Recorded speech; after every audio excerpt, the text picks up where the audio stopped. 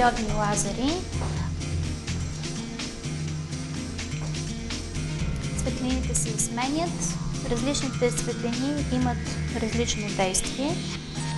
Синята светлина се използва за много тежки възпалителни процеси в кожата, а зелената и жълтата премахват червените белези, които са част от клиничната картина на едно акне. И за по-възрастните дами има и червена светлина, която стимулира фибробластите, които произвеждат колаген, т.е. има и подмладяващо действие.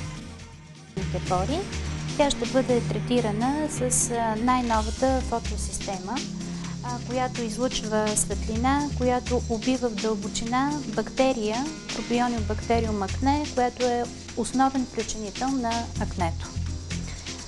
Заедно с светлината ще бъдат премахнати и пигментните петна. Предполагам, че за тази пациентка ще са необходими около 2 до 3 процедури. Това е типовите кожи. Тя е трети тип кожа, пигментация, среден тип пигментация на кожата и автоматична програма акне.